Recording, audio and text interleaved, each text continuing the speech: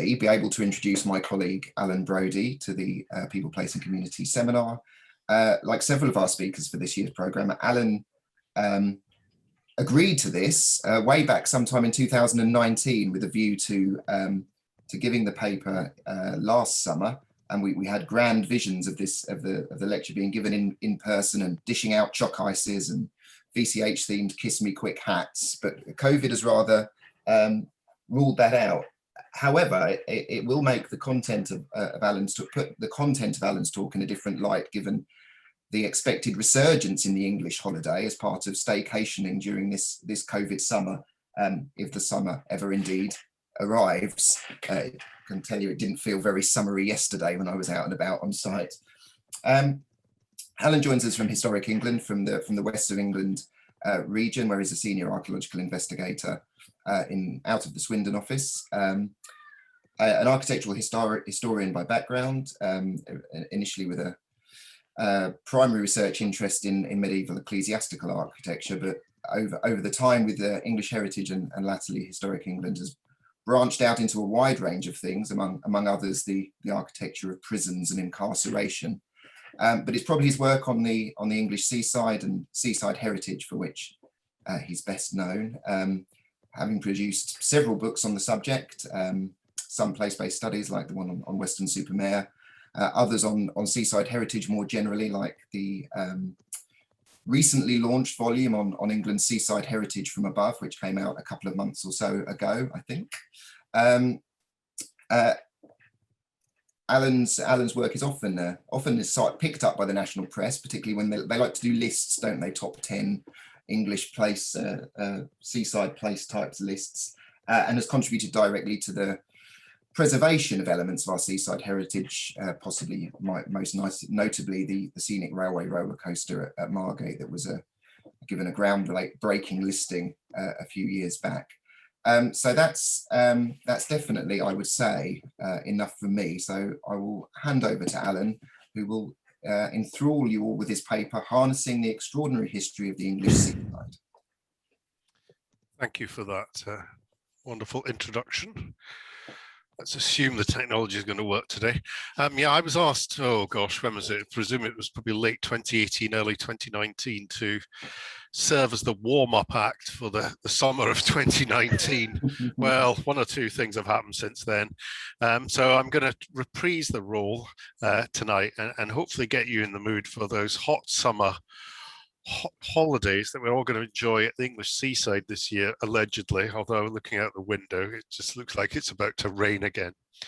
And what I want to do is I just want to sort of have a bit of a sort of roam through the 300-year history of seaside resorts and just look for some common threads in the various stages of their development, with a view to sort of thinking about how the colourful heritage of the seaside is being or can be harnessed to contribute to resorts enjoying a positive future.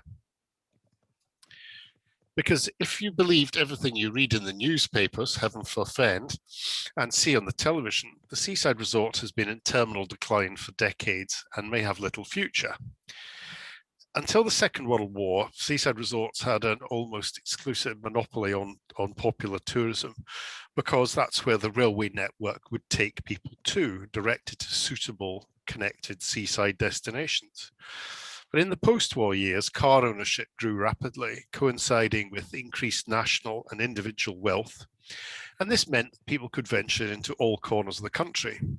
And therefore, the near monopoly of the 2-week annual British seaside holiday was soon being challenged by new resorts abroad, but also other leisure and tourism options at home.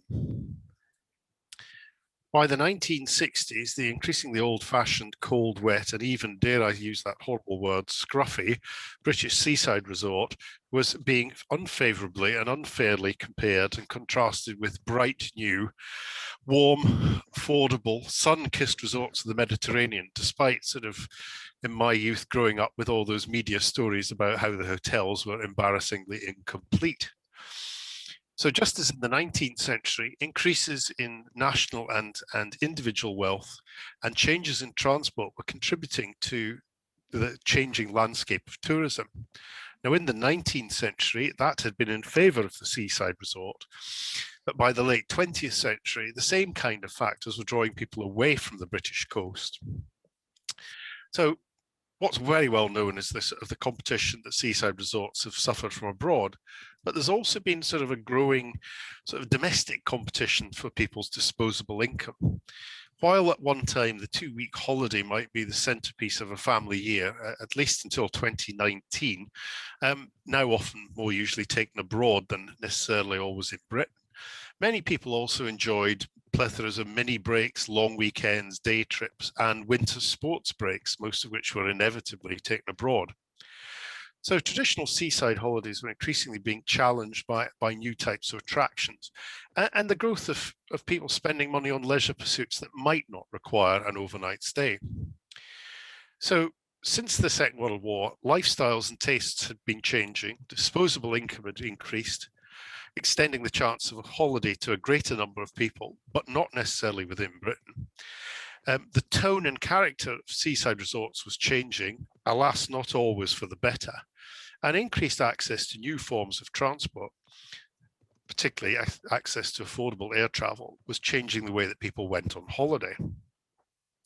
So I'd like to just look at one resort as an illustration of the changing fortunes of the seaside over recent decades, and look at Margate, which I'm a great fan of. And it's a resort that has probably suffered more than most, perhaps more than any other resort around the English coast. During the Second World War, its location made it vulnerable to enemy attack. It lost over 200 buildings and 9,000 buildings. That is probably most of the buildings in Margate suffered some form of damage.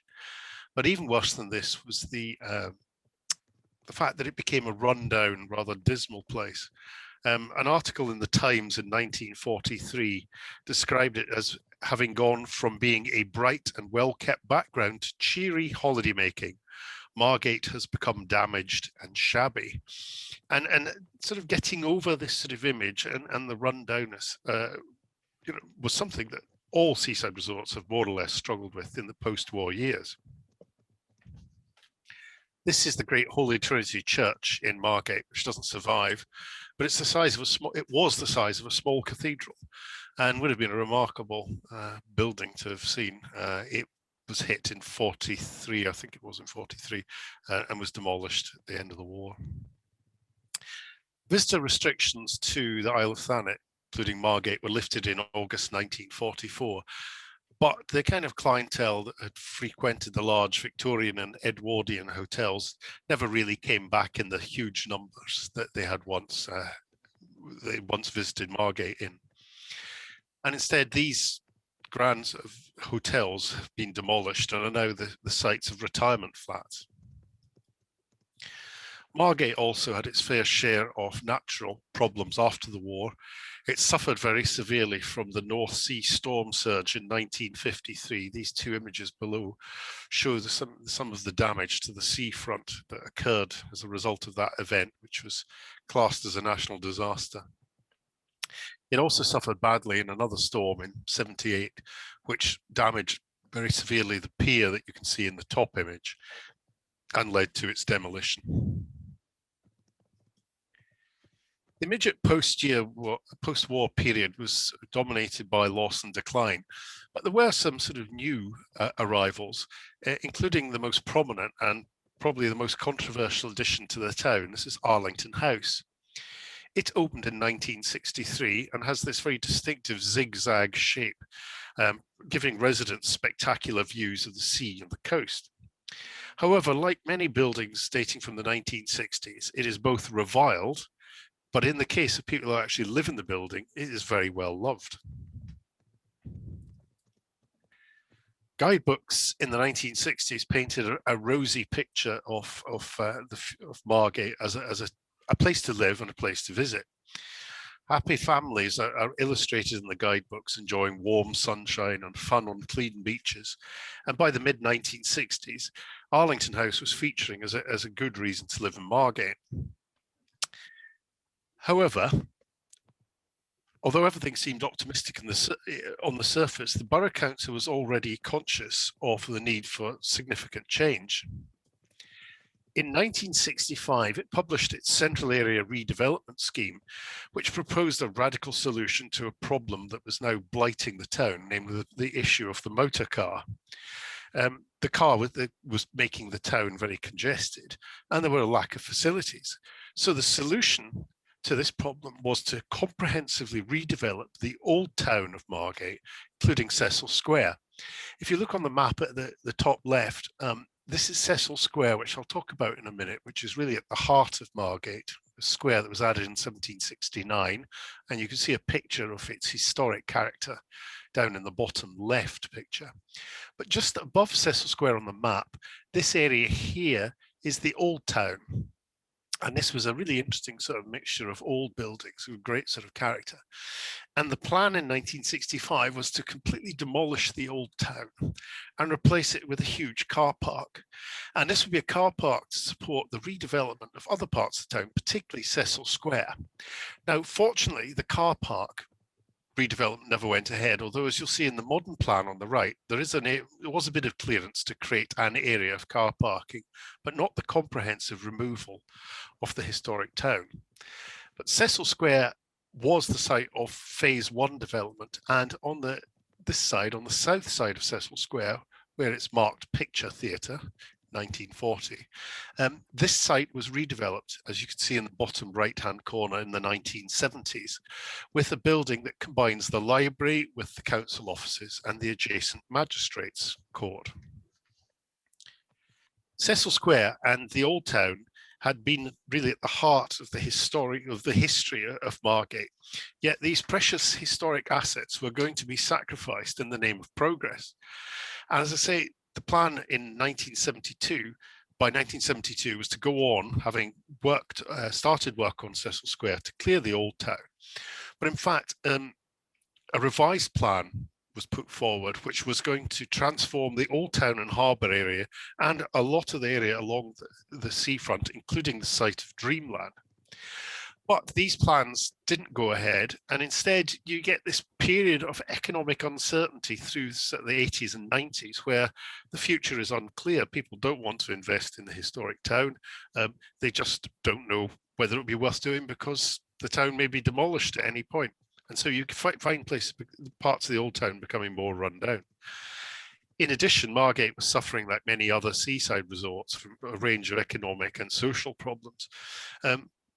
The money that was coming in basically during the high season was no longer enough to cover the expenditure to take you through the quieter low season. And so there was a lack of investment in accommodation, and improving money to improve attractions was reduced. And so very quickly the attractions and the buildings become outdated and even shabby. Margate had a poor image by this date.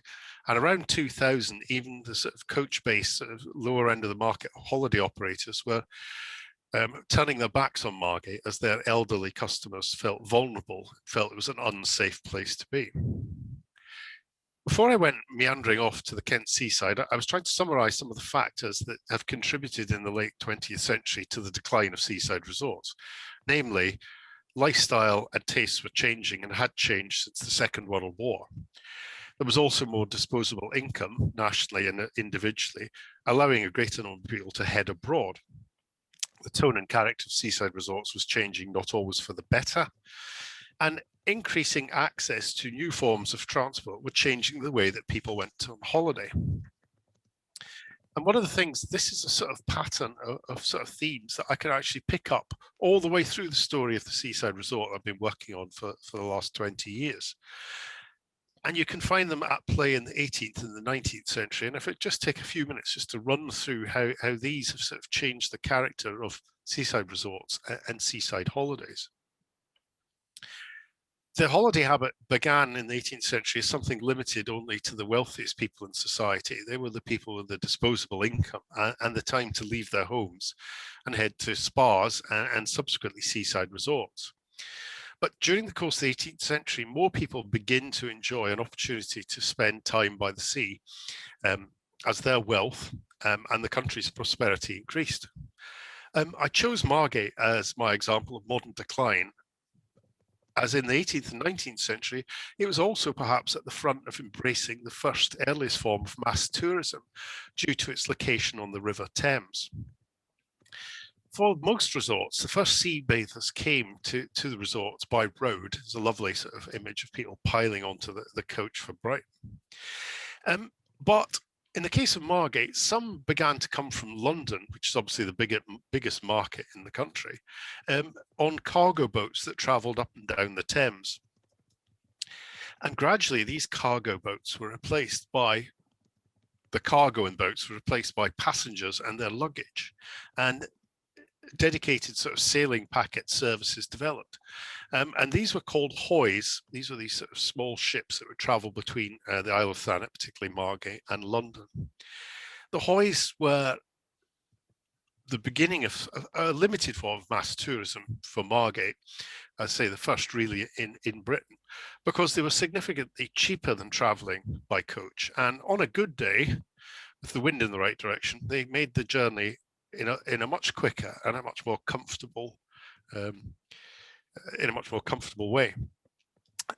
In the 1790s, a single coach trip, single ticket to Margate from London cost between 21 and 26 shillings. So that's £1, 5p and £1.30. The cheapest ticket on a hoy was 5 shillings, 25p. So this is allowing a lower class of visitor to travel to Margate. And we know by the 18th century, London shopkeepers were shutting up for a few days or a week or two and actually having holidays in Margate. The extension of the holiday habit to sort of people lower down the social ladder really sort of took off after 1815 when the first steamer service was introduced. Steamers were faster, larger and cheaper and more reliable generally, leading to decreased fares and greater numbers of passengers. So for instance, between 1815, in 1815, around 22,000 people landed at the harbour at Margate. But by 1835, it multiplied almost 5 times to 109,000. By the mid-19th century, men were able to remain in London during the week and join their families at the weekends. And this is a frontispiece from a book published in 1856. And the frontispiece is called The Arrival of the Husband's Boat. And it shows, and I put in inverted commas, excited wives greeting their husbands on the pier. Margate got its first railway station in 1846.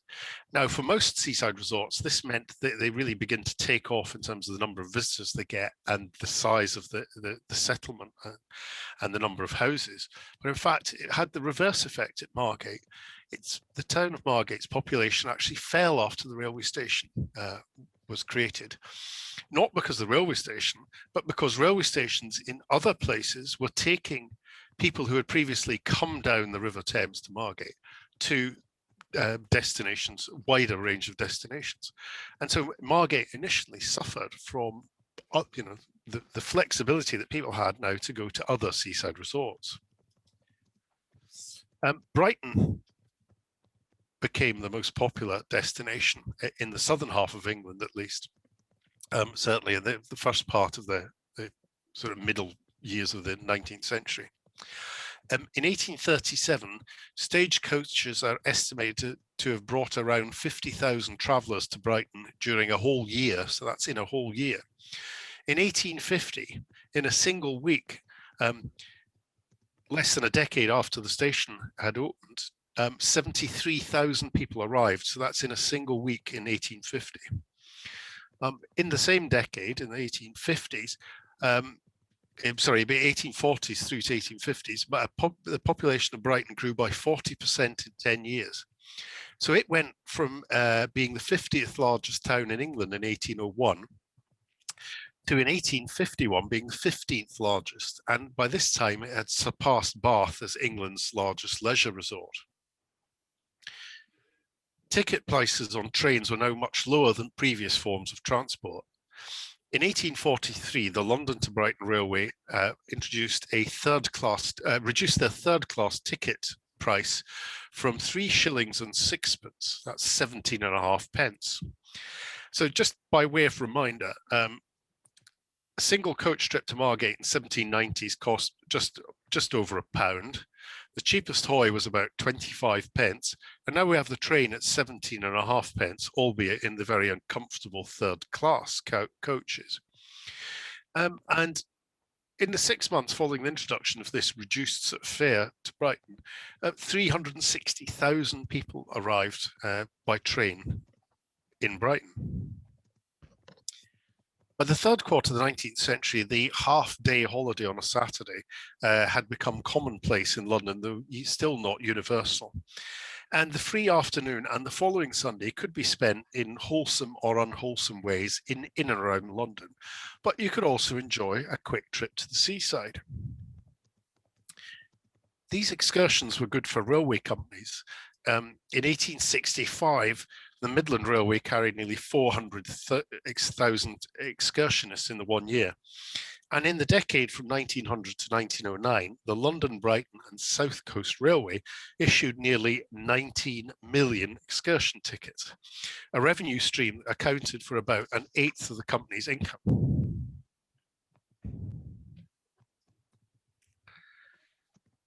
The Great Exhibition served as a celebration of Britain's booming industry and flourishing economy, but it was also a pointer to the new mobility being enjoyed by the growing numbers of people around the country.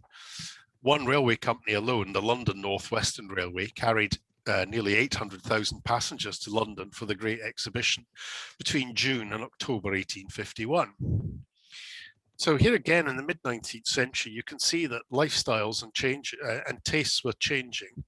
Disposable income was increasing the chance of a holiday or at least a staying holiday or a day trip, and excursions to a greater number of people. And access to new, more affordable forms of transport were changing the way that people went on holiday.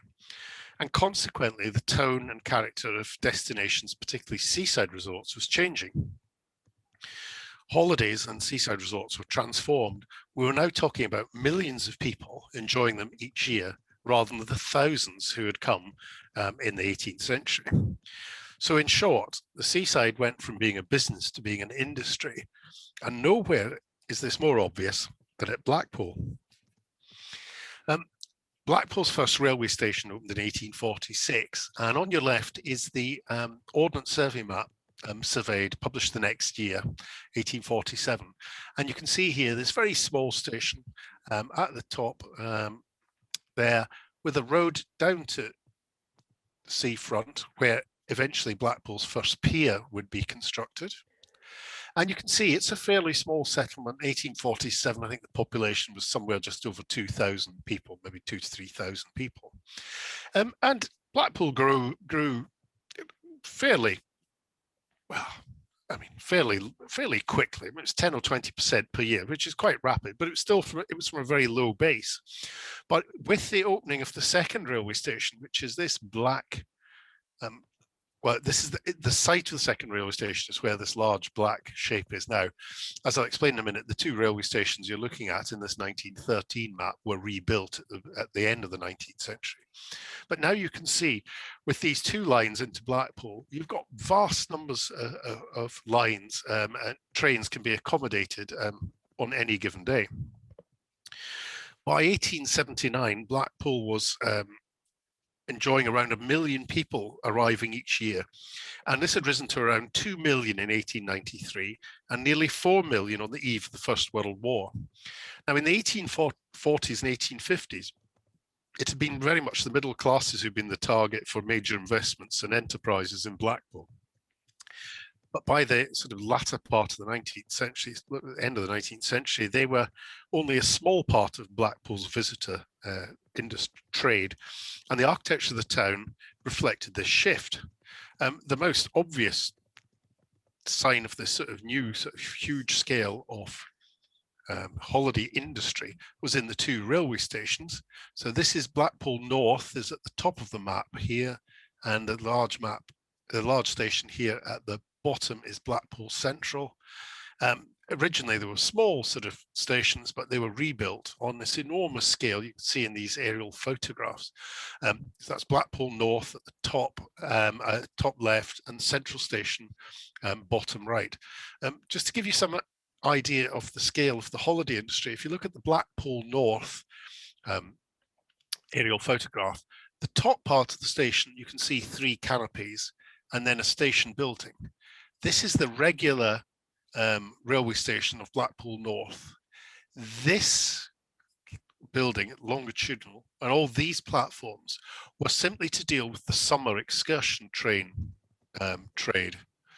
And if you look similarly at the central station, this part here is the actual station, the main station, and these platforms here were simply to deal with all the excursionists during the summer. This is another indication of the way that the holiday business was becoming an industry in some resorts, and Blackpool is the one where it's most obvious. On the bottom, the left-hand side is a picture of the assembly rooms that opened in 1837, just a few weeks before Queen Victoria became Queen. And they were the assembly rooms, the kind of sort of polite, sociable sort of Georgian institution designed for middle class and respectable visitors to enjoy time with fellow sort of people of their class, if you like. On the right-hand side is Blackpool Tower, which is built it opens in 1894, at the very other end of Queen Victoria's reign. And it contains within it a monkey house and aviary, a seal pond, bear cage, roof gardens, a grand saloon, a refreshment bar, a billiard saloon, and the grand pavilion that would be reinvented as the Tower Ballroom on the left. And if visitors paid an extra fee, so they got all these entertainments for sixpence, but if you paid an extra fee, you could go up the tower, or you could enjoy a performance at the circus that you can see on the right. And this is a 3,000 seat circus. So what you get, the difference between the assembly rooms and Blackpool Tower is one of scale, obviously, one of class. The assembly rooms were deliberately restricted to people with a considerable amount of money, because the economic model for those was to charge perhaps 5 shillings for an entire season. And this would exclude people who couldn't afford to do that, who were only there for a few days. Whereas the Blackpool Tower model was to charge 6pence, but to rely on millions of people coming through the doors. The railways brought vast numbers of the dreaded day tripper. It's dreaded by the genteel residents of seaside resorts, but heartily welcomed by tourism businesses. Although most excursionists were well behaved, there was a fear, sometimes backed up by fact, that they would lower the standards of behavior in well-established holiday resorts. And there's a lovely report of Cleethorpes in 1872, the first bank holiday, about the tremendous, unearthly pandemonium about all the sort of disgraceful nude bathing that was going on, and all the drunkenness. But the greatest issue that seaside resorts faced in the conflict between genteel inhabitants and determined day trippers was the observance of the Sabbath.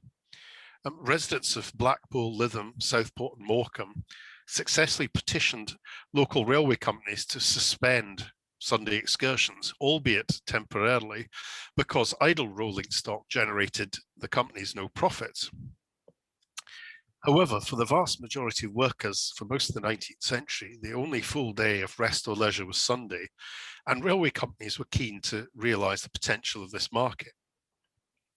So on the left, you've got this great poster for the Lancashire and Yorkshire Railway, sea bathing for the working classes.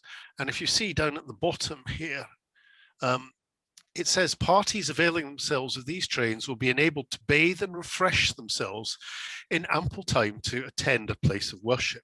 And this was one of the ways that railway companies sought to get round it. Another way, as you can see, this special half-day excursion from Leeds to Lincoln and Skegness was to set off at 11:30 a.m. and therefore potentially people could have gone to church before they went out for their day at the seaside.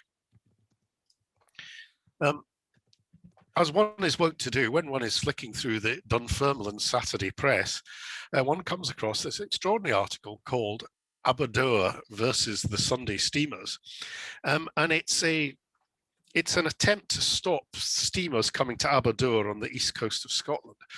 And the author uses anecdotal evidence about what was going on at Blackpool at the time, saying that for the most part, the excursionists take a short course from the railway station to the neighbouring beer houses, which on Sundays are crowded to excess. And the so-called day out means drinking in Blackpool instead of drinking in Preston. So, just to come back to the sort of running themes, changes in transport, greater access to transport because of reduced costs, were having sort of a significant impact on the tone and character of seaside resorts in this sort of middle and late part of the 19th century. Now, the internal combustion engine and its use in buses, charabancs, as illustrated here, and motor cars would continue the process of opening up the seaside resort to growing numbers of people. Some previously sedate resorts, which had survived or weathered the arrival of the railways, were affected by the appearance of coach parties. Robert Roberts, writing in his book On a Ragged Schooling, writes how that his family and friends went on trips in the years immediately after the First World War. And he said, wealthier members of the proletariat in their week's unpaid annual holidays took en masse to motor charabang tours round Britain. Middle and upper class people resident in posh hotels and spas and along the south coast were startled, then amazed to see the horny-handed sons of toil and their spouses sitting diffidently, it is true, but sitting in the lounges and dining rooms of places they had previously considered their own preserve. While the rise of the automobile coincided also with new forms of entertainment, such as roller coasters and cinema, new forms of leisure and accommodation, perhaps the most profound impact of the motor car was geographical. Railways had previously had the effect of concentrating visitors in dense central urban locations where the railway stations were located. The motor car, the bus, the charabang, had exactly the opposite effect because it now opened up the peripheries of existing resorts to holidaymakers and also created new sort of residential areas of suburbia. However, perhaps even more importantly, it also opened up the countryside and contributed to the creation of new settlements spreading along the coast. Some of these were prestigious, even exclusive, but the most often cited new urban form of development in the interwar years was the plotland development, such as the settlements at Peacehaven near Brighton or Jaywick on the Essex coast. Peacehaven was conceived as a commemoration of the horrors of the First World War and was originally going to be named Anzac-on-Sea. And this offered people sort of small plots of land which they could put up fairly cheaply constructed buildings or cabins or, not motorhomes, but sort of little, railway carriages appeared at some of these plotland developments. So they were cheaply sort of thrown together sort of settlements. And Peacehaven was meant to be a memorial to the sacrifice of the First World War, but C.E.M. Joad described it otherwise. He described it as, quote, a pigsty of hideously coloured bungalows, shacks, and even tents set down without rhyme or reason in a fair green land. So cars were increasing opportunity, but quite clearly they were also causing problems. In 1938, an essay entitled Leisure as an Architectural Problem analysed the planning challenges facing the seaside and the English coast. And this article, quote briefly, bungalow colonies, camps, city refuse dumps, and general urban development along coastal roads all contribute to the general decomposing process, which will soon leave very little of England's 1,800 miles of coastline that is not irreparably damaged. Holiday camps did begin to spring up around the coast from the 1930s, particularly from the 1930s onwards, though they seem to be almost architectural treats. compared to some of the other things. Just to explain this photograph and map, this is Ingold Mills, which is just to the north of Skegness. So Skegness, if you look at the aerial photograph, is probably just, the edge of it is right at the very top of the map. And just coming to the north, this white tented structure, which I hope you'll be able to see, and this sort of array of actually slightly larger sort of structures here. This is the Butlins holiday camp that opened in 1936. You can see on the map on the right hand side, it's this sort of area here. And if you look on the map on the right hand side, it just looks like fields, because of course caravans don't get mapped on Ordnance Survey maps. But this amazing sort of coastal landscape is caravans and chalets. And it's estimated something like 5 to 10% of all the caravan residential fixed caravans in England are probably in this photograph. And that's what they look like on the ground. Not necessarily my holiday destination of choice. Cars also created problems within towns. The previously neutral area between the sea and the town, once previously inhabited by amusements or gardens, have often been transformed into car parking. The promenade that ran along the seafront became a busy road carrying a constant stream of cars along the length of the resort. So again, we've got this theme of a new form or access to a new affordable form of transport, along with growing disposable income, was extending access and therefore transforming the tone and character of resorts. As I mentioned in the introductory discussion of Margate's problem, the late 20th century revolution in air transport had a significant impact on British seaside resorts, undermining and in places destroying the pre-existing pattern of family summer holidays by the English coast. Visitor numbers to resorts may or may not have decreased in the late 20th century, but this is due to a greater number of day trips. But at the heart of the older figures were the number of overnight stays, and these reduced very significantly, having a major impact on seaside resorts around the country. Blackpool's holiday industry in 1987 was still a business, an industry worth over £300 million, and had almost 100,000 official bed spaces. And at the time, there were all these stories about there were more beds in Blackpool than there were in Greece or Portugal. You know, it was on a huge scale. The occupancy rate of the accommodation in Blackpool matched the national average. But 20 years later, 2007, there was only a 46% occupancy rate in the holiday accommodation. By the following year, Blackpool had actually cut the number of bed space available to 60,000. So that's 40,000 less than in 1987. Yet they still needed a further reduction of about a quarter to make the businesses viable, i.e. to match the number of bed spaces to the number of visitors. Now, I began to research the English seaside at the beginning of this millennium. I've been at it now for just coming up to 20 years. And I was met by the perceived wisdom of almost universal doom and gloom. And sometimes when you sort of explore the back streets, and not only the back streets of Blackpool, you do see sites of terrible sort of decay and neglect. But rather than seeing necessarily this as a symbol of decline, it may just be a symptom of change. You know, it's not the end note, it's perhaps the beginning of a new stage in the development of seaside resorts. And what's interesting in the 20 years that I've been sort of working on the seaside is that new strands of thinking about the future were emerging. And to illustrate this, I'd like to come back again and begin again at Margate. By the end of the 20th century, attempts were being made to address some of the symptoms of decline that I've already mentioned. And I want to talk about particularly three strands that have begun to contribute to the town's revival. Firstly, its heritage. Secondly, culture. And thirdly, nostalgia.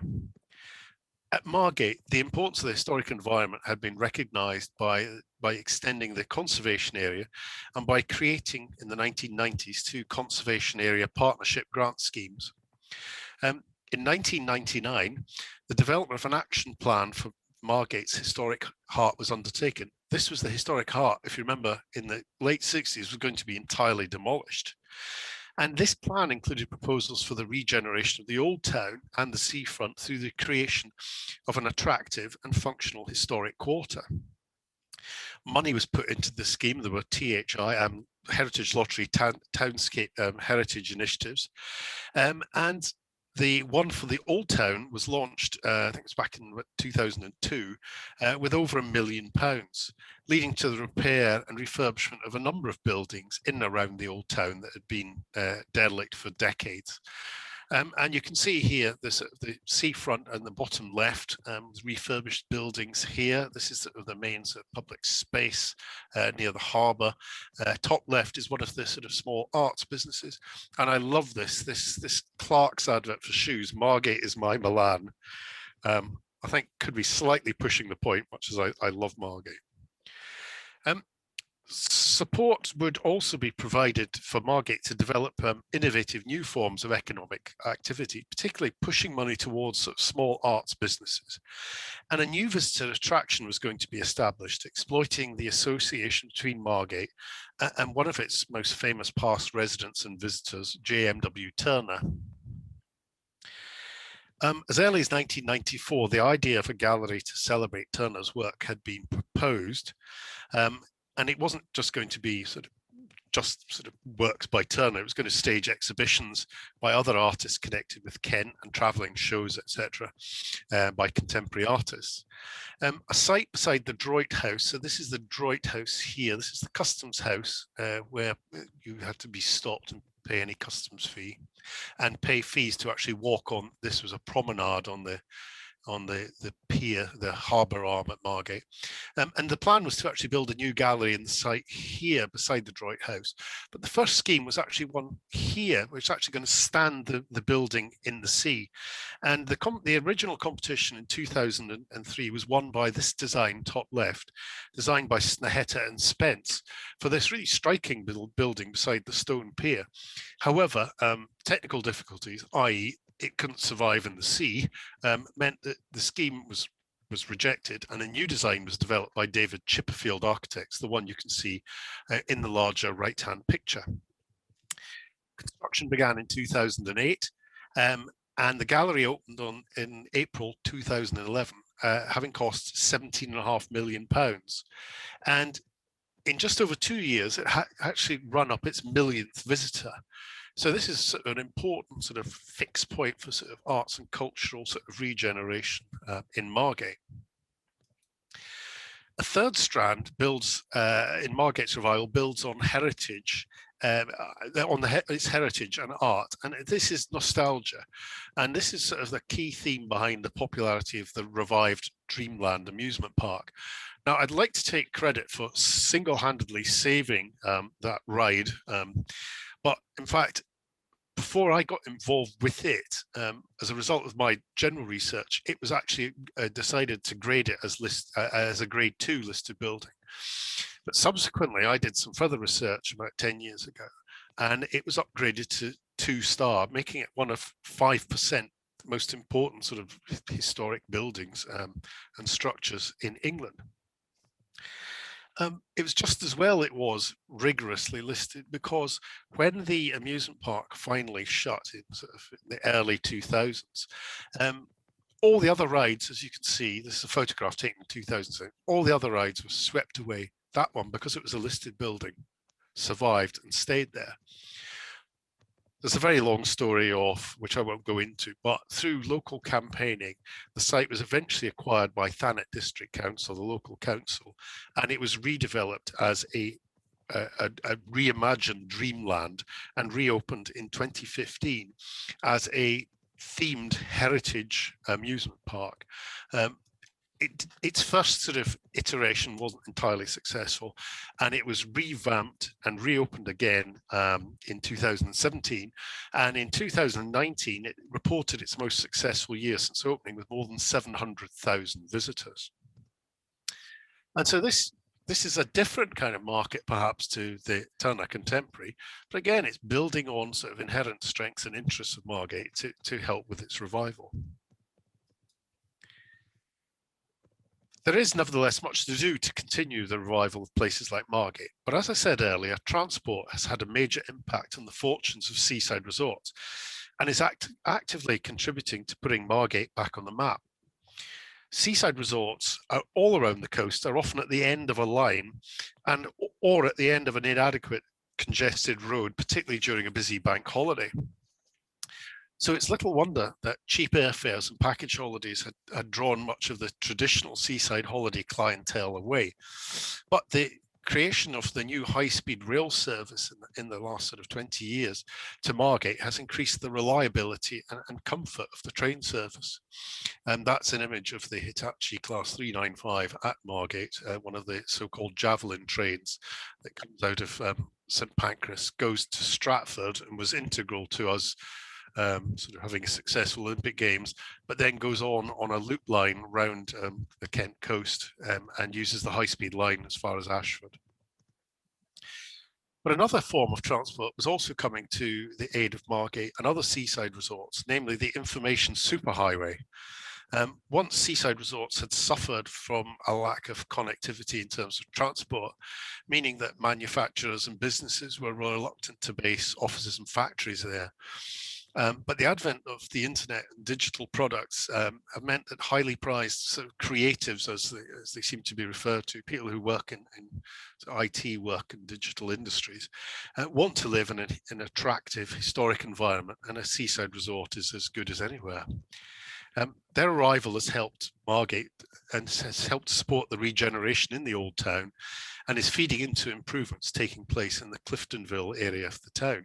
This is a great photograph, great sort of work here on the left. I don't know if it's still there because I haven't been to Margate now for a couple of years, but it was just a sort of installation piece of the building, its facade slipping down. It was a brilliant sort of piece of brickwork. Similar threads of celebration, renewal and regeneration are evident at other seaside resorts. So in terms of art galleries, Tate's and Ives in the top left led the way in the 1990s. And the Jerwood Gallery at Hastings, now called the Hastings Contemporary, opened in 2012, celebrating modern British art. And its reopening exhibition, which is running, I think, from May or June through to October, is a celebration of British seaside art. Looking forward to seeing that. At the bottom, you can see a work from the Foxton Triangle in 2011. This is an arts festival held every 3 years since 2008 at what are often unusual locations around the town. It's been a great success, and while Margate might have a gallery, this seems to be the hook on which sort of arts and culture-led regeneration of Folkestone's High Street has taken place. And here you can see the narrow high street that wends its way up from the harbour up to the town high above. And a lot of these shops are now small eateries and arts businesses. And it's proved a very successful sort of case of regeneration. So far, I've only been really looking at high culture, but more popular culture can be harnessed to add to the allure of the traditional seaside resort. In a normal year, Blackpool hosts a series of festivals and events, including the world's largest celebration of punk rock, the Rebellion Festival. I've been at Margate, I've been at Blackpool during a national hairdressing competition in the Winter Gardens, which was quite an experience. I've also been there during a sort of international ballroom dancing competition. And as at least one person watching this Zoom knows, I've been known to trip my way around Blackpool's legendary ballrooms, and I put the emphasis on the word trip. At Weston-super-Mare for over a decade, there have been sand sculpture festival. Brighton, despite not having a sandy beach, also held one, and there's been a similar festival on the Devon coast for many years. I've got to put an advisory up now. There's a couple of scary photographs coming up on the next slide, so you might want to look away if you're easily offended. The Bognor Regis Clown Festival it was a clown festival held for several years, but I must admit, I looked at our archive and found these pictures. We do have pictures in the Historic England archive of clowns. I found them rather scary. So to cheer me up, I put in, of course, the Blackpool Comedy Carpet, which is this amazing sort of terrazzo welcome mat. So the photograph is being taken from the top of Blackpool Tower, looking down, and this is a welcome mat to Blackpool Tower, size of a hockey pitch, made up of terrazzo sort of tile, celebrating 100 years and 1,000 sort of comedians and comediennes, the sort of the heart of British comedy, and it's an absolutely laugh out loud funny thing to go and see.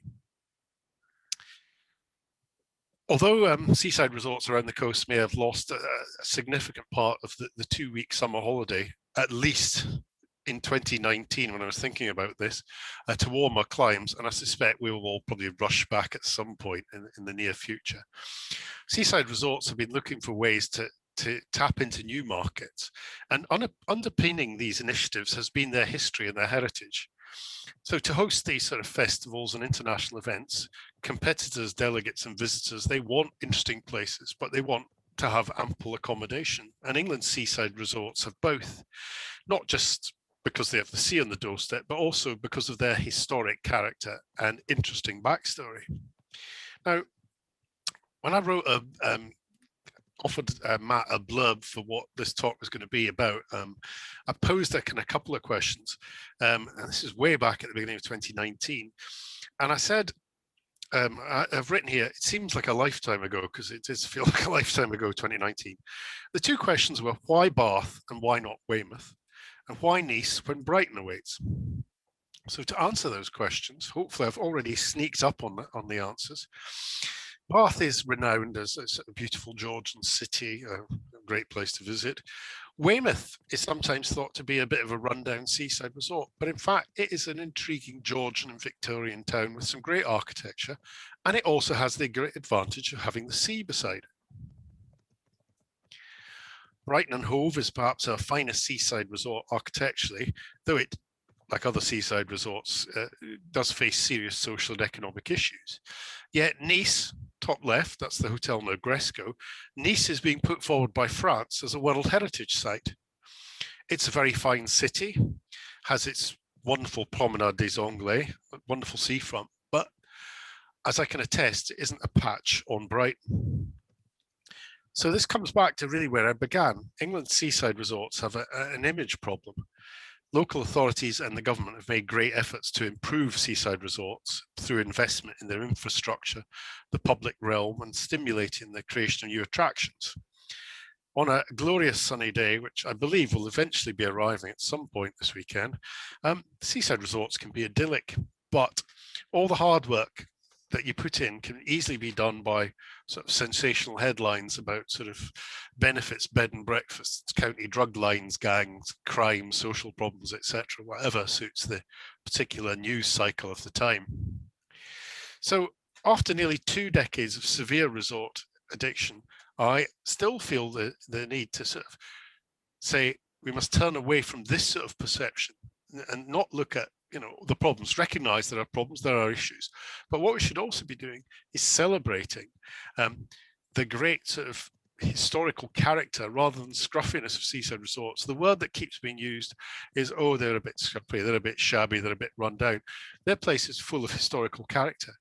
The English seaside resort, these are real places serving a local community all year round, and not like so many European seaside resorts, which actually close for large parts of the year. There's a greater variety of buildings and attractions at English seaside resorts than there are in any continental resorts. And I'll be the first to admit that while they still face economic problems, they are colourful places full of historic character and well worth a visit. Why would one not want to see a glorious place like this Brunswick Square in Hove? And with this new appreciation of the seaside's heritage and new strands of thinking about introducing arts, events, festivals, gastronomy and nostalgia as tools of regeneration, it seems that at least some resorts are attracting a new generation of visitors and residents. People attracted by the beautiful locations, affordable housing, and especially now the opportunity to work remotely. And so perhaps one good thing may come out of this pandemic. Maybe we'll all get back to the seaside and get back to loving the English seaside. So thank you for listening, and I will stop sharing now and return you to my Zoom tomb. Thank you. Thank you, Alan. That was fabulous. Really sort of insightful way of weaving the sort of chronology, the history of the development of the English seaside, with its a dramatic fall and then rebirth, hopefully. I think before we throw it out to questions, I think one sort of reflection and a question from us in the VCH. We've been thinking quite a lot about Minehead, which finds its place within the forthcoming Somerset Red volume. I was just taken with how successful those resorts, which have got that strong body of Georgian and Victorian built heritage, have been able to use that as part of their regeneration. And is the experience very different for those sort of Johnny come lately camp-based resorts that don't, as they've encountered the same challenges as the rest of the seaside, and they don't have that built heritage to play on in quite the same way? I don't think you could characterize Minehead in quite that way, but no, I know what you mean. But I mean, it's obviously it's got one of the 3 surviving Butlins holiday camps there. I mean, it's just that you've got more strength. I mean, I see some of the other sort of seaside resorts, if you call them John and come lately, and they have very little character about them. So they're going to be quite limited in how they can market themselves. But you take somewhere like Weymouth. You've got a medieval town. You've got the Georgian and Victorian seaside. You've got interesting places to eat. You've got the harbour. There are so many strands that you can play to and you can attract people to. And one of the strengths of seaside resorts, if they can.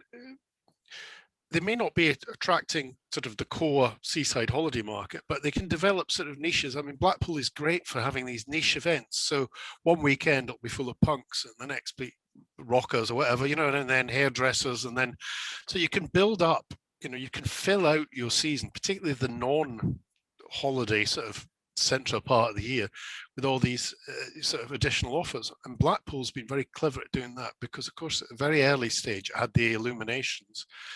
And so this extended, so instead of all the summer holiday visitors leaving at the end of August, and then that was it because the school holidays were over, suddenly by going through September and October, you're extending the season.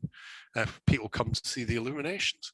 And so, successful seaside resorts have got to be smart and use all the tools they've got. And, Minehead, I don't know what initiatives they're carrying out at the moment, but I mean, people get drawn to the Butlins site there, and I know I've certainly been to Bognor Regis to the Butlins to go to sort of an 80s themed weekend, which was hilarious.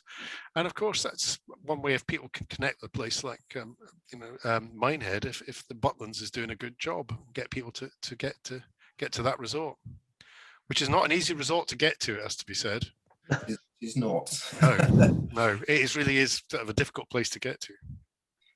Right. If you're happy to take some questions, Alan, I shall throw it out to the audience. If you'd like to use the hand raising tool to indicate or wave, put your camera on and wave in my general direction, I will, and you can unmute yourself and ask Alan a question.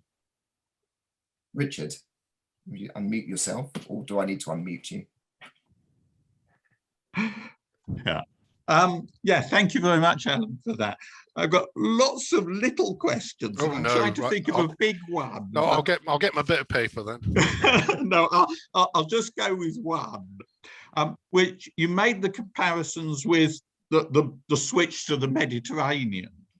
But I was wondering about Northern Europe, or the resorts which are in other countries which are relatively close to us and which are more like our kinds of resorts, and whether they've gone through the same kind of cycle, along the Belgian coast or the North German coast, those kinds of places.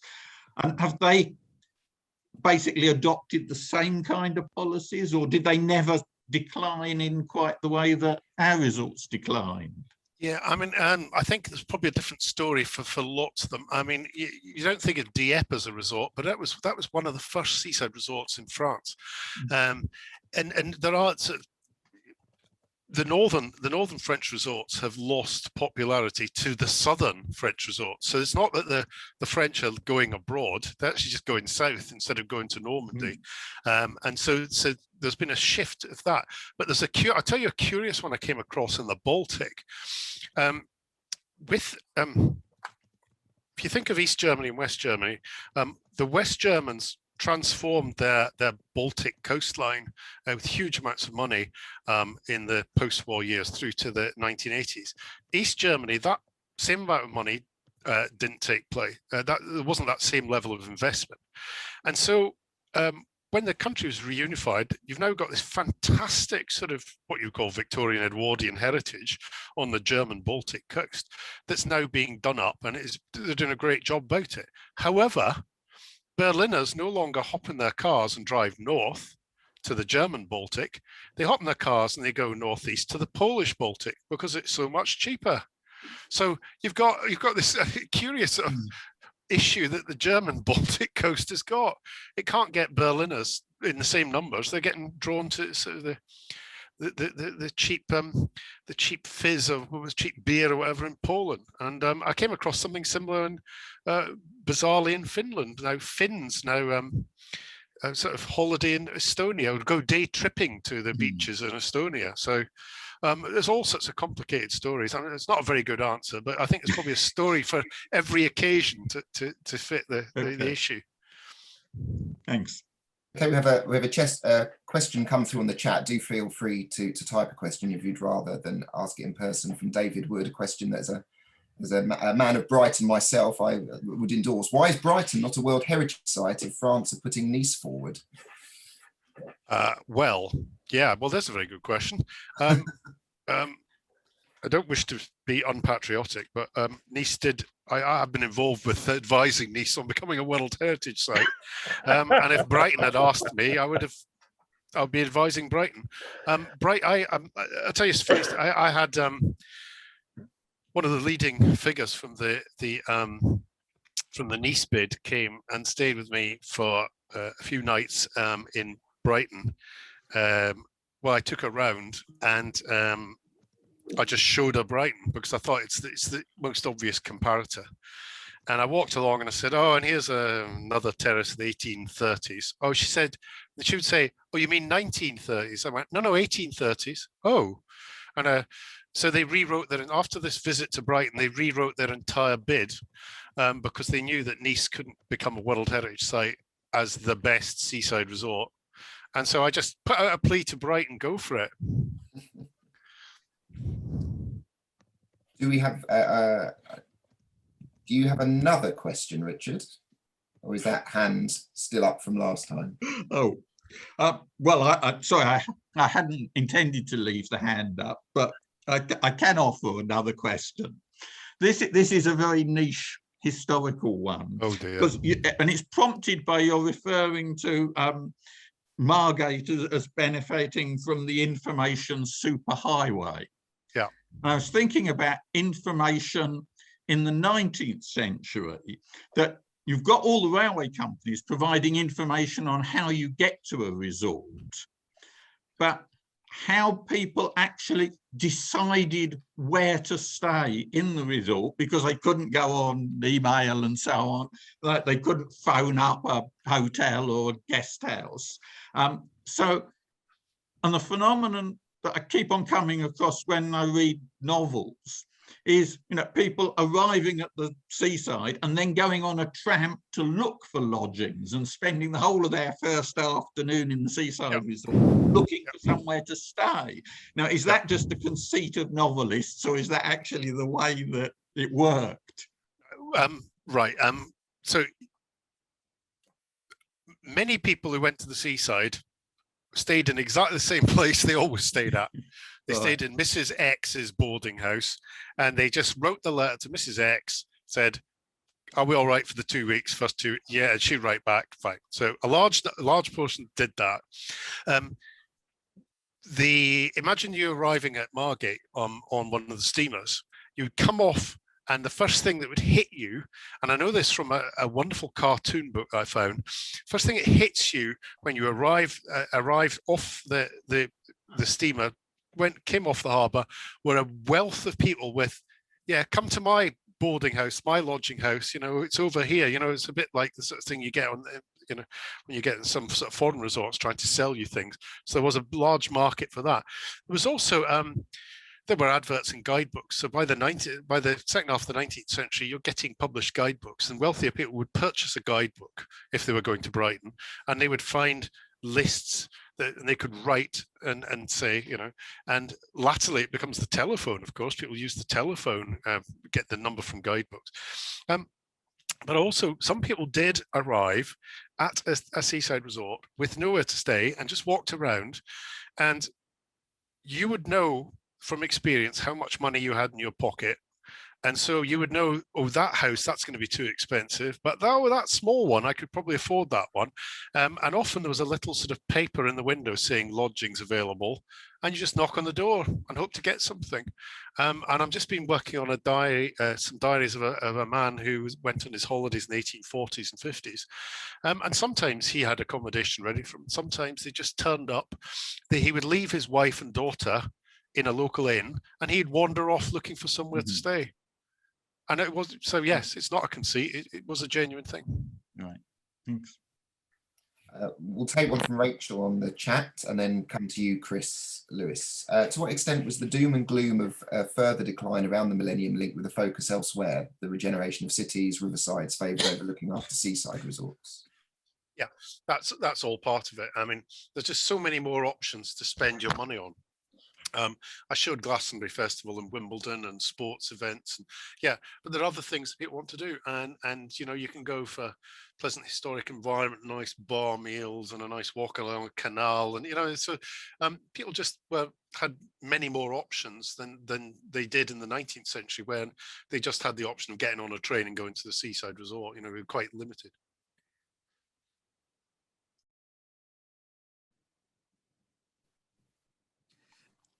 Sorry about that.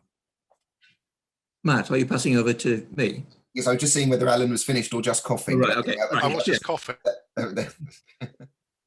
Could you talk about the problems of smaller resorts where the local authority is much bigger than the resort and so has other priorities?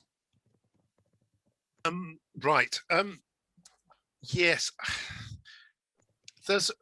I'm not sure I'm necessarily going to go down that route, but I'm going to answer it in a slightly roundabout way. The politics of seaside resorts is quite interesting, and that's small p, not party political. You often get factions in seaside resorts. You get the people who rely on money coming from tourism businesses, therefore want the local authority and want money from the local authority invested in tourism infrastructure, things for tourism to get more tourists in to help their businesses. But you also then have a large constituency in a seaside resort, the resident people, who want fewer tourists because they're the genteel residents of the Victorian era who don't want the day trippers. So you do get this sort of tension, and I know from some resorts have tried to sort of row back from being resorts and try and focus much more on their residential sort of offer, because of course you end up with this rather strange situation in some resorts where the council has to spend so take the humble toilet. I don't know, in a town of 10,000 people there might be one public toilet, but in a seaside resort of 10,000 resident population they probably have to have 5 toilets. They maybe have to have 5 times as many dustbins because of all the people who come in the summer. So local authorities have to spend more money on seaside resort infrastructure, money that then local businesses and local people don't want to actually have to pay for from council tax. So you end up with all sorts of interesting tensions. And yeah, I can imagine sort of a situation where small resorts, you know, are just, you know, particularly if it's a big local authority with other big settlements that aren't resorts, they can easily be looked over. But there have been sort of government attempts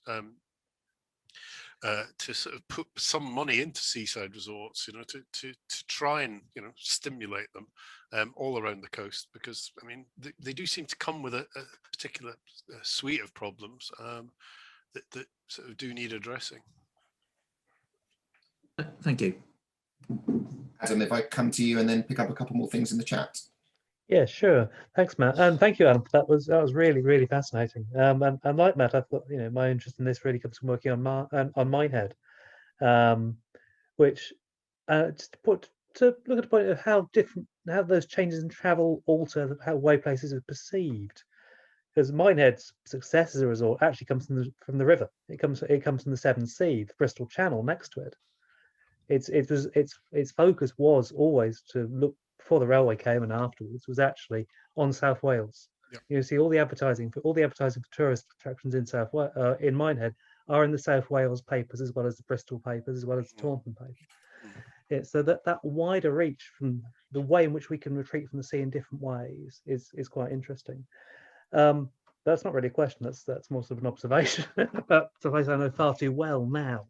But what do you think? What do you think was the key period, and how do for this sort of dislocation between different types of tourism? In Minehead's case, it was very, very, very evident. It was the period. It was the 50s. And they welcomed the Butlins camp with open arms. They were delighted by that Billy Butlin wanted to go there. And how typical is that, do you think? I mean, how typical is that it was such these big camps were not seen as impositions, but as gifts to be grabbed at? Yeah, I mean, I think it probably comes back to my previous answer, sounding very politician-like there. But there's this inherent tension in places, between the tourism market and the residential market. But just to give you an example similar to Minehead, just slightly further up the coast at Weston-super-Mare, transport's had a really profound effect on that resort in recent years. So you had two ways to get to Weston-super, well, three ways. Sorry, you could come by road. And from the 1840s, you come by train. And the third way was to come by sea, not from Bristol, because you would come by train, but you would come across from South Wales. Now, that was big business. And as you say, they want to attract, it's mostly a day trip market from South Wales, particularly on Sundays when the pubs were shut, come to Weston-super-Mare. But of course, that led to the creation of Birnbeck Pier. And Birnbeck Pier was literally at the heart of Weston-super-Mare, while a big chunk of your trade was coming across the Severn, Bristol Channel. Problem is, once the motorway opened, South Wales, that whole route just disappeared, within 10 years, had gone. And so suddenly, a place that had once been central economically to Weston-super-Mare is now marginal because it is geographically marginal. It's a long way from the railway station. So people arriving at the railway station never make it as far as Birnbeck Pier. And so it's declined and it's in a terrible state. And there's many long things to say about that. But transport can be absolutely pivotal to this. I don't know the experience particularly in Minehead, but certainly, different resorts have different heydays, if you like. I mean, nationally, it's probably thought to be the early 70s was the peak. We all tend to think of it as the 50s or 60s, but it's through probably into the 70s, and it's the tipping point is probably in the mid 70s, probably just after the oil crisis, that sort of period. Although not necessarily related to that, but that seems to be the general tipping point. But it's taken sort of 30, 40 years for seaside resorts, I think, to find a newish kind of equilibrium, a different set of offers, if you like, and more variety. Thank you. Sue asked on the chat about the importance of the sea itself for the success or otherwise of a resort, presumably sort of with reference to the sort of quality of sea bathing available, and asked with particular reference to Southport and the retreating sea. Yeah. Well, I mean, I've just been talking about Weston-super-Mare. Southport thinks the sea is distant. Weston-super-Mare, you sometimes need the Hubble Space Telescope to see the sea. The seas obviously was critical, but people wanted to bathe in the sea. It was good for your health, and then it became part of the romantic movement, and etc. etc. But seaside resorts could flourish without the sea, remarkably. I mean, Weston-super-Mare came up with devices for trapping seawater. It had the Tropicana baths. It also had the Glentworth Bay, created a marine lake, trapping water at high tide. so there was always sort of some sea on hand. And I know at Southport, the sea is very distant from, if you think of Lord Street, and then the back of Lord Street, and you come onto the gardens, and then the sea is, what, I don't know, it's half a mile, is it, a walk away? There's so much space between the town and the sea that you can even cram it with industrial units, which is a slightly unfortunate use of the seafront, I would suggest humbly. But yeah, Southport, I mean, has got, it's, in a funny sort of way, it's the rest of it that's the real strength of Southport rather than necessarily the sea. It's such a nice town to visit and a great place to live. Colin Reneckles reminds us that early 20th century trade directories for the outer London suburbs often contained adverts for places to stay in seaside resorts. Absolutely. A good resource for those conducting that kind of research. And there were national guidebooks as well. You could buy a national guidebook, as well as a specific one to a resort. So there was actually a lot of information, certainly from the middle of the 19th century onwards. You could get quite a lot of information. Of course, with public libraries opening, it's made life even easier. And Rachel picks up on your point about sort of seaside resorts once again becoming popular places to live as opposed to simply visit. And is there a danger that they become sort of too much like the town or city, that those very seaside specific facilities get converted into more general things? For example, she cites that a seaside shelter near where she is up to let with permission to be turned into a cafe, and it's well used in its intended use. And would that sweep to make these places more livable quite dramatically alter their seaside character eventually? Yeah, I'm just reading the end of this. Public toilets have been turned into a seafood/champagne bar. Is that South Shields, I wonder? Because there is a sort of a fantastic sort of public toilet building. That's the one, yeah. Yeah, it is. Okay, thank you. It's an amazing combined upper bandstand with public toilets.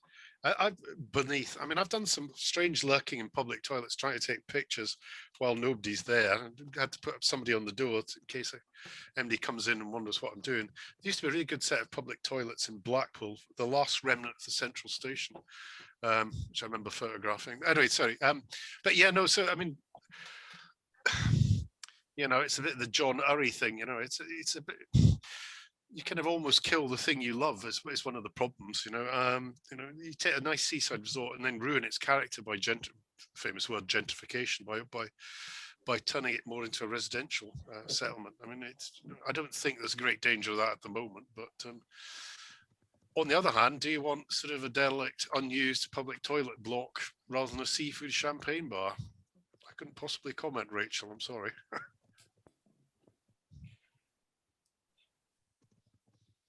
A few comments rather than questions about on that theme of stuff being sold off. See the one about transport, Lyme Regis, no train, difficult to get to, makes it all the more alluring then.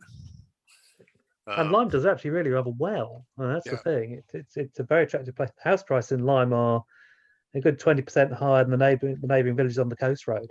Yeah, they're very expensive. Yeah, it's a hellish place to get to. I agree. It's that sort of lack of connectivity is almost an attraction in some ways. But it prospers pretty well. It did go for a rough patch in the 80s, like in the 90s when I was a kid, but not so much now. It's quite attractive. It attracts quite a large number of people. Western Super Mud, I see that comment. Thank you for that. Western Super Mare, I think it's probably called by Betcher. I think he called it Western Super Mare. Lyme Regis is presumably picks up on that point you had about if you've got a sort of a USP, a marketability, and Lyme Regis has the whole Jurassic Coast and fossils, and it markets itself in a different way. If it was with no sort of negative connotation meant sort of simply a resort with zero connectivity, it may not be doing quite as well as it is. The point about the industrial sheds, I know the retail, I can't remember what they were. What's that, Morrison's of Edinburgh Woolen, strange, but industrial style sheds is what I should have said. But it's an odd thing to find on a seafront, but that's because there's just so much space at Southport. They can actually build these things, and obviously it's convenient for the population. Okay, does anybody else have any final burning questions to ask while we have Alan? I've got a question. You've got a question. Yeah. That's quite I don't know how you do a unconventional. hands up poll, but I hope hands up everybody who's going to the seaside for their holidays this year in England.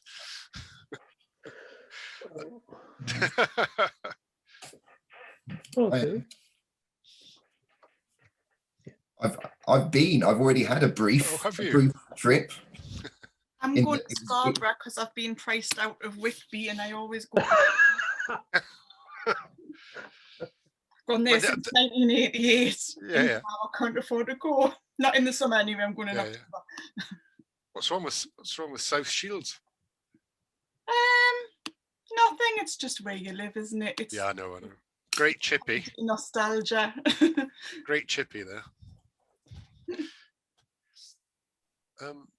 Pat, I've been witness to some of the great days of my hometown, 70s and the steady decline, but recent investment in hotels, eating places give me a bit more confidence. Yeah, I mean, yeah, I wonder what Padstow would be like if it wasn't for Rick Stein. You know, I'm not saying it's necessarily a good thing or a bad thing, but it certainly wouldn't look like it does now. You know, when you go there, it's absolutely buzzing with people who want to just be in Padstow to kind of get some of that sort of seafood and fish magic. And I think gastronomy, you know, at all levels, you know, you know, Whitby is popular, you know, for many reasons, including having a great fish and chip shop. And then at the top, you can get some really great restaurants. So I mean, that's it. You know, I didn't talk about gastronomy, but you know, having nice places in which to eat is obviously going to contribute to that being a really positive force. And frankly, let's be quite honest, British seaside hotels in the 70s and 80s and 90s were pretty terrible. The ensuite, what do you need an ensuite for? I was once in a gathering of well, it was business interests in Weymouth who had a government minister trapped in a room and they talked at him. And he did the after dinner speech where he told them that they should get their act together. My hotel was rubbish. He said, doesn't have a decent ensuite. You know, wonder people don't come to this place if you don't invest in good facilities. And, you know, things have got so much better. And hopefully this will help resorts thrive. Is there a north-south divide in how resorts are doing? I'm sure there's a southeast. Yeah, it probably is a north-south divide. Certainly, I mean, anywhere accessible from London always enjoys the benefit of the impact of the wealth of London and and just the sheer numbers of people in London. I think it's probably very mixed. I think smaller resorts probably struggle a bit more than the larger ones. Yeah, I don't know about north-south divide. I have to think about that. Do you think as time moves on and they become more historic, there's potential for further listed roller coasters? So obviously the one at Margate is particularly significant. Yeah. But there are others which are more recent, but still ultimately historic and relatively rare. Yeah, there are now 5 listed ones at Blackpool Pleasure Beach. The ride at Great Yarmouth, the scenic railway, is also a listed building, and a number of water slides. There's one in Kettering, there's one in Scarborough, and there's one in Hull. These are sort of just a simple slide down a ramp with a boat type thing that goes into a lake and splashes, and those 3 are listed. So yeah, I mean, there's, you know, Historic England is now recognizing what the significance of these, not just architecturally, but, you know, their historical significance and also what they mean to people. They have sort of that community sort of meaning that's very important. Well, that, as the seminar is people, place and community, that might be an almost scripted way to draw this to a close. I'd just like to thank Alan again for his time and his expertise and a fabulously sort of enlightening and entertaining romp through the history of the English seaside. Sadly, we couldn't meet in person with chalk ices and sunshine, but we will, you know, maybe think on about what we heard today when the weather does finally turn. So if you'd like to show your appreciation, whichever analog or digital way you see fit, then please do so. Adam, do you have other things to plug? Not right at the moment, no, because I haven't finished organising them. But Yes, do watch this space. The last seminar for this academic year, there'll be more coming from the end of September. And I've got various irons in the fire of those. So if you've got any suggestions of things you'd like to see us discuss at the seminar, please let me know. That's adam.chapman@sas.ac.uk. Great. Well, that just remains to thank you all for coming and for supporting the seminar through this year. Who knows, we may meet again in person in the not too distant future.